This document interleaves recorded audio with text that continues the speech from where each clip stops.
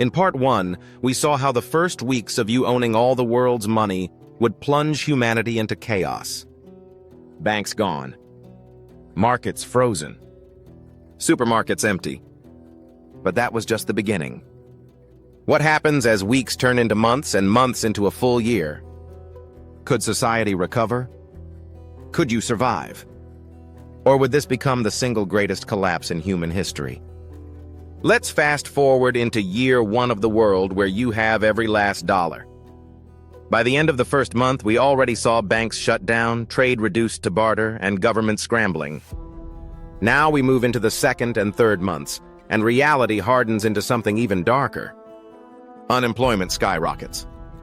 Why work when pay is worthless? Supply chains vanish.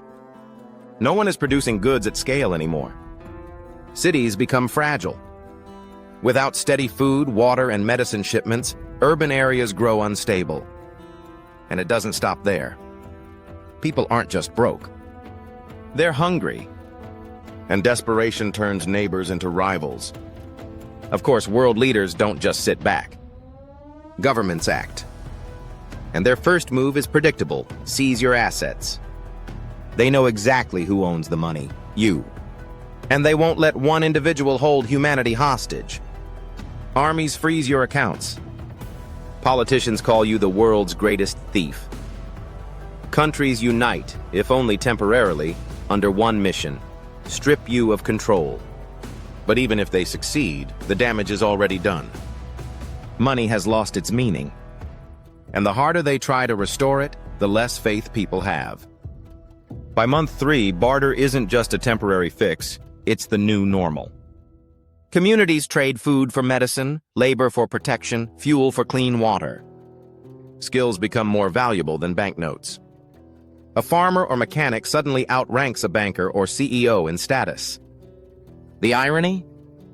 People who once laughed at preppers or small homesteaders now depend on them to survive.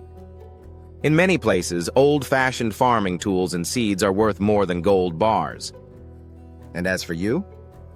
Your billion-dollar art collection now trades for maybe a bag of rice. Let's return to your personal story. At first, you were untouchable. But by month 6, your empire crumbles. Your luxury staff leave.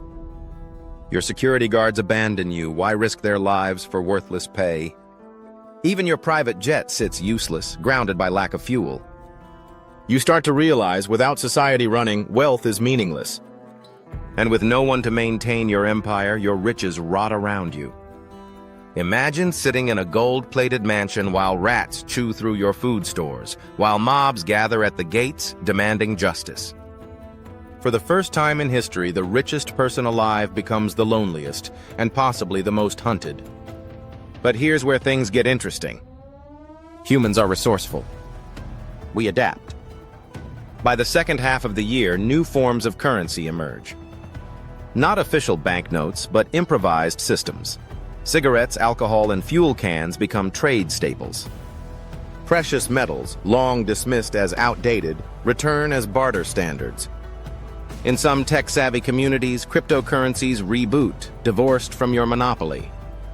Each region invents its own solution, fracturing the world into thousands of tiny economies. But here's the brutal truth: you're locked out of all of them. No one wants your money because your monopoly poisoned its meaning. You don't just own the money, you destroyed it.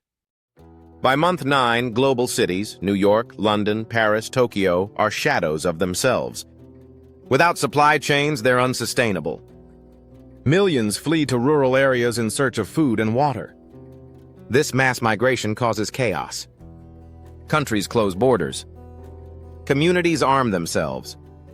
Violence spikes. In some places, mini city-states emerge, ruled by warlords or strong local leaders. Civilization fragments. And in the background, you, the so-called richest person alive, are reduced to irrelevance. You're not a billionaire anymore. You're a ghost haunting the ruins of your own fortune. Now let's pause. Think about what this means for you personally. At first, you thought having everything would bring freedom, happiness, even immortality. But what it actually brought was isolation. Nobody trusts you. Guilt. You destroyed livelihoods. Fear. Armies, mobs, and governments hunt you. The psychology of having all the money is paradoxical. Instead of power, you inherit powerlessness. Instead of joy, you inherit dread. And instead of being worshipped, you're blamed. Now we arrive at the 1-year mark. Civilization has reshaped itself entirely. The old financial system is dead. New currencies, barter economies, and survival networks dominate. And you? You no longer matter. Whether governments stripped you of your fortune or mobs forced you into hiding, the outcome is the same. Owning all the money in the world left you with nothing. Because money is not gold or paper or numbers. Money is trust. It's shared belief. And when you hoarded it all, you destroyed the belief that made it valuable. So by the end of year 1, we've seen the collapse of society, the rise of barter, and your personal downfall. But what happens in the long term? Does humanity recover? Does a new global currency rise from the ashes? And what would the future of civilization look like without traditional money at all? That's what we'll explore in part 3. If this blew your mind, smash that like button, share this video, and subscribe so you don't miss the next chapter. And tell me in the comments, if money disappeared tomorrow, what would you trade to survive?